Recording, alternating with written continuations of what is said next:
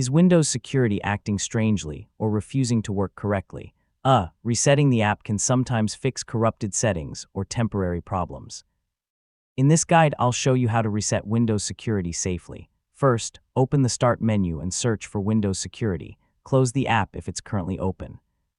Now open Settings, select Apps, and choose Installed Apps. Use the search box to find Windows Security. Select the three-dot menu next to Windows Security and choose Advanced Options.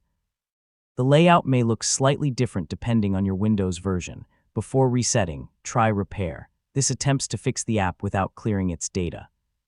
Select Repair and wait for Windows to finish. If Repair doesn't solve the problem, return to the same page and select Reset.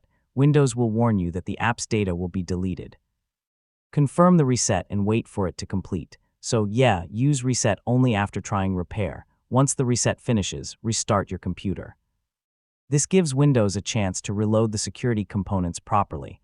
After restarting, search for Windows Security and open it again. Check that the main dashboard and protection sections load normally. Open Virus and Threat Protection and check your protection settings. Make sure real-time protection is enabled, and review Firewall and Network Protection and Device Security for warnings. If Windows Security is still having problems, open Windows Update and select Check for Updates. Installing the latest updates can fix security component issues. If the reset doesn't help, damaged Windows files may be involved. Run sfc/scan now from an administrator command prompt and use DISM if additional repair is needed.